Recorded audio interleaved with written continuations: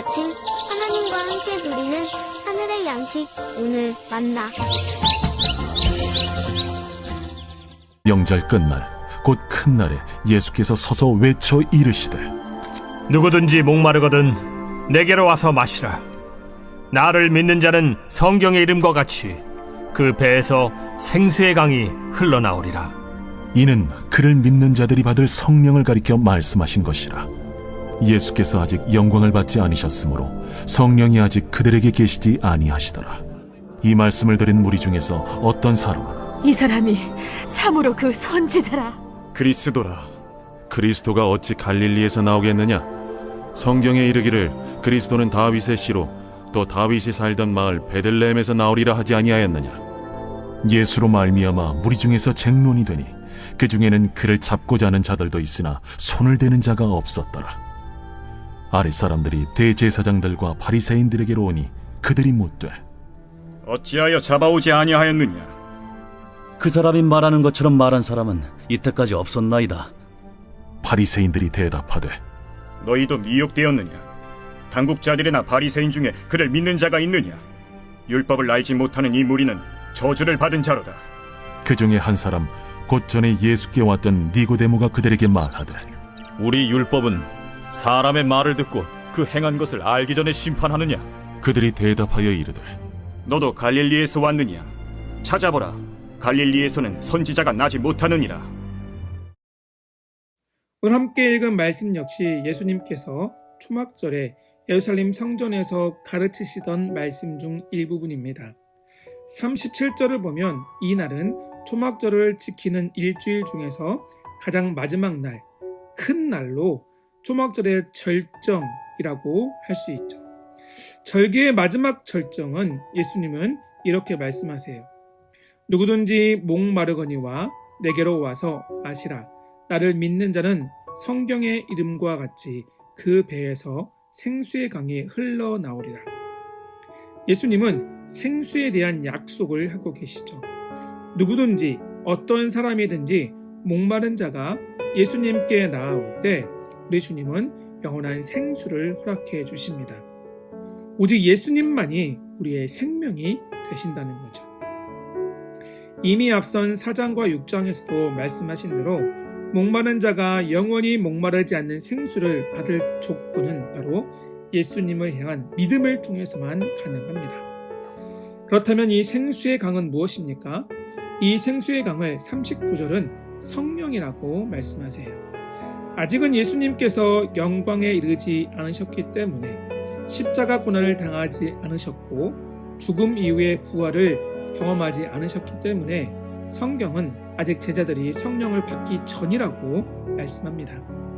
하지만 실제로 요한복음을 보면 20장 22절에 예수님께서 십자가 고난을 당하셔서 죽으시고 부활하신 이후에 제자들에게 성령이 임했습니다. 모든 믿는 자들에게 주시는 이 성령에 대해서 요한복음에 기록된 이후의 말씀을 살펴보면 계속해서 이 성령을 강조하고 언급하고 계시죠. 성령은 우리가 예수 그리스도를 주로 고백할 때 우리 가운데 찾아오셔서 우리 안에 거하시며 영원토록 우리와 함께 하시는 분이십니다. 그분은 생명이요 진리이신 예수님의 역할을 이어받아 우리를 생명이신 하나님께로 인도하고 계십니다. 우리는 성령을 통해서 하나님 나라에 들어가고 그곳에서 영과 진리로 하나님을 예배할 수 있습니다. 사랑하는 성도 여러분, 지금 이 순간에도 바로 이 성령님이 우리와 함께 하신다는 사실을 믿으시기를 바랍니다. 우리는 이 성령을 이미 선물로 받았어요. 우리 안에 계시는 성령에 대해서 요한복음 14장부터 16장에서 더 자세하게 말씀하시는데요. 간략하게 살펴보면 그 내용은 이렇습니다. 먼저 성령은 우리를 진리 가운데로 이끄십니다. 성령이 하시는 가장 위대한 사역이 있다면 바로 구원 사역에 있어서 죄인들을 진리 가운데로 인도하시는 사역이죠. 진리 가운데로 인도하신다는 것은 성령께서 죄인들에게 성령의 감동으로 기록된 말씀을 들려주시고 그 말씀을 통해 진리를 깨닫게 하시고 진리를 통해서 영원한 생명이신 예수 그리스도를 믿음으로 고백하게 하십니다.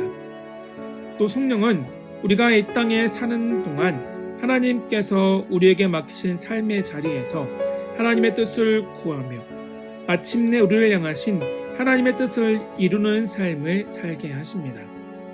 하지만 우리가 죄 많은 이 땅에 살면서 우리의 믿음이 연약해질 때도 있겠죠. 하지만 또 그로 인해 때로는 하나님의 뜻에 불순종하기도 하고 하나님이 기뻐하시지 않는 모습으로 살아갈 때도 있지만 그럴 때마다 우리 안에 계신 성령께서 우리를 위해 탄식하시며 기도하시고 마침내 우리를 다시 아버지 품으로 인도하고 계십니다. 이런 성령의 사역은 궁극적으로 이 세상 마지막 날에 우리를 하나님 나라로 인도하신다는 사실이죠. 사랑하는 여러분, 그래서 하나님은 우리에게 이 성령과 함께 더불어 살며 성도가 이 땅에서 누릴 수 있는 가장 큰 복 중의 하나인 성령 충만한 삶을 살라고 말씀하십니다. 그렇다면 하나님께서 우리에게 허락하신 오늘 하루도 이 말씀을 가슴에 담고 언제 어디서나 항상 예수 그리스도 안에서 우리에게 주신 성령과 더불어 살고 성령의 인도하심을 따라 성령 충만한 삶을 살아가는 저와 여러분의 삶이 되기를 소망합니다. 늘 성령 충만해서 하나님의 뜻을 온전히 이루고 하나님을 기쁘시게 하는 삶을 살아가는, 그래서 그러한 삶을 통해서 오직 하나님께만 영광을 돌리는 저와 여러분의 오늘 하루의 삶이 될 수 있기를 주의 이름으로 축원합니다.